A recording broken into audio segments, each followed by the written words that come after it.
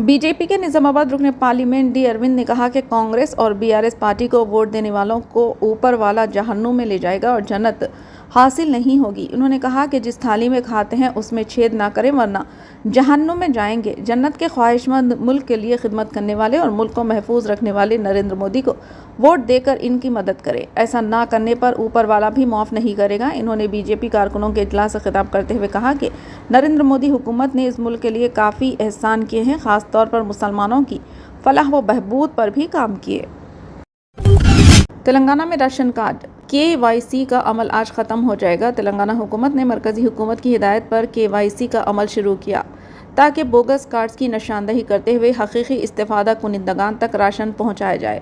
पहले 31 जनवरी तक आखिरी तारीख मुकर्रर की गई थी, लेकिन बाद में इस डेडलाइन में फरवरी के आखिर तक तोसी की गई। ये आखिरी तारीख ख़त्म हो जाएगी। इसके साथ हुकाम का मशवरा है कि अगर किसी राशन कार्ड होल्डर ने अभी तक KYC मुकम्मल नहीं किया है तो उन्हें जल्द ही ऐसा करना चाहिए। मरकज़ी हुकूमत गुर्बत के खात्मे के लिए खिते गुर्बत से नीचे ज़िंदगी बसर करने वालों को राशन कार्ड जारी करती है। राशन कार्ड की बुनियाद पर मुख्तलिफ सरकारी स्कीमों के लिए इस्तेफ़ादा कुनिंदगान का इंतखाब किया जाता है। KYC का अमल मुल्क भर की कई रियासतों में जारी है। अब तक तेलंगाना में 75% लोगों ने राशन कार्ड के ताल्लुक से KYC को मुकम्मल कर लिया है। मज़ीद 25% इस्तेफ़ादा कुनिंदगान इसे मुकम्मल करना है।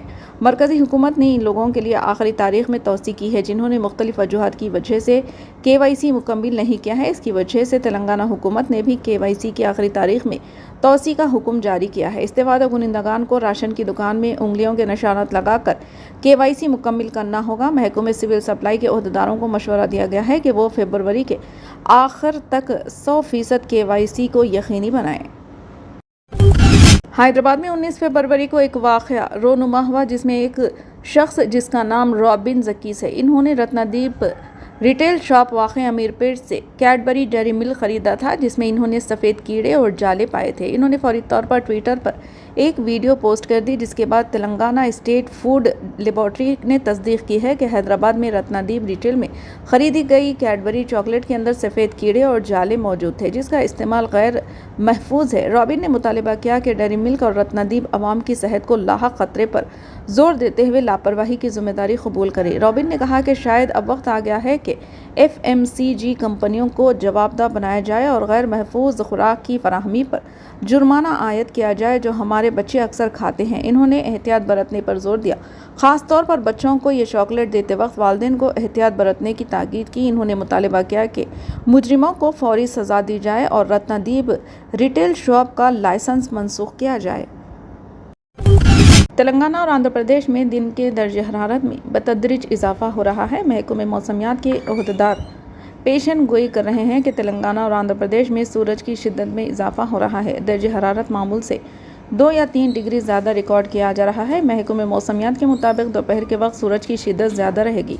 आंध्र प्रदेश के कई अजला में ज़्यादा से ज़्यादा दर्जे हरारत 33 डिग्री रहने की पेशन गोई की गई है। रात के वक्त दर्जे हरारत 22 डिग्री तक पहुंचने का इम्कान है। महकमे मौसमियात के हुकाम का कहना है कि दिन के वक्त मौसम खुश रहेगा और धूप की शिद्दत में बतदरीज इजाफा होगा। तेलंगाना में धूप की शिद्दत दिन ब दिन इजाफा हो रहा है। मार्च के आगाज़ से ही दर्ज हरारत बढ़ रहा है। हैदराबाद के मौसमियाती मरकज़ ने कहा कि रियासत भर में दिन की दर्ज हरारत में तकरीबन 4 डिग्री का इजाफा हुआ है। बताया जा रहा है कि रियासत में दिन का दर्ज हरारत 32 से 37 डिग्री के दरमियान रिकॉर्ड किया गया है। कहा जा रहा है कि आने वाले दिनों में दर्ज हरारत मज़ीद बढ़ने का इम्कान है, लेकिन रात का दर्ज हरारत 20 डिग्री रिकॉर्ड किया जा रहा है। महकमे मौसमियात ने कहा कि मार्च के महीने में दर्ज हरारत में मज़ीद इजाफे का इम्कान है।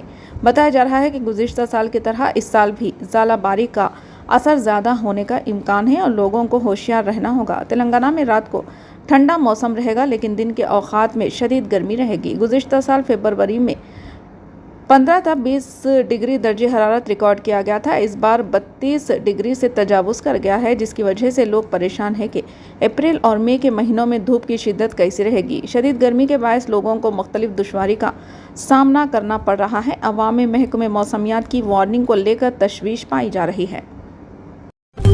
समाजवादी पार्टी के कौमी सदर और यूपी के साबिक चीफ मिनिस्टर अखिलेश यादव को central bureau of investigation CBI ने तलब किया है। CBI ने उन्हें 29 फरवरी यानी जुमेरात को गैर कानूनी कानकनी मामले में पूछताछ के लिए दिल्ली बुलाया है। اطلاعات کے مطابق اکھلیش اس معاملے میں گواہ کے طور پر پیش ہوں گے، تاہم سماجوادی پارٹی کے ترجمان فخر الحسن نے کہا کہ میڈیا سے اطلاع ملی کہ CBI نے اکھلیش یادو کو نوٹس جاری کیا ہے، تاہم ابھی تک سرکاری اطلاع موصول نہیں ہوئی ہے۔ واضح ہے کہ سال 2012 اور 2013 میں جب اکھلیش یادو چیف منسٹر تھے تو کان کنی کا محکمہ ان کے پاس تھا۔ اس وقت غیر قانونی کان کنی کو لے کر سنگین الزامات لگے تھے۔ حمیرپور میں 2012 سے 2016 کے درمیان غیر قانونی کان کنی کے معاملہ SP حکومت کے درمیان سامنے آیا تھا۔ اس معاملے میں CBI کے بعد اب انفورسمنٹ ڈائریکٹوریٹ ED نے منی لانڈرنگ ایکٹ سمیت کئی دیگر معاملات میں FIR درج کی ہے۔ مرکزی حکومت نے منگل کو جماعت اسلامی جموں کشمیر پر پابندی کو 5 سال کے لیے بڑھا دیا۔ مرکزی وزیر داخلہ امت شاہ نے یہ اطلاع دی۔ شاہ نے کہا کہ جو بھی ملک کی سلامتی کو خطرے میں ڈالے گا اس کے خلاف سخت کارروائی کی جائے گی۔ انہوں نے X پر لکھا کہ وزیر اعظم نریندر مودی کی دہشت گردی اور علیحدگی پسندی کے لیے زیرو ٹالرنس کی پالیسی کے بعد حکومت نے جماعت اسلامی جموں کشمیر پر پابندی کو 5 سال کے لیے بڑھا دیا ہے۔ مرکزی وزیر داخلہ نے کہا کہ یہ تنظیم ملک کی سلامتی، سالمیت اور خود مختاری کے خلاف اپنی سرگرمیاں جاری رکھے ہوئے ہے۔ اسے پہلی بار 28 فروری 2019 کو ایک غیر قانونی تنظیم قرار دیا گیا تھا۔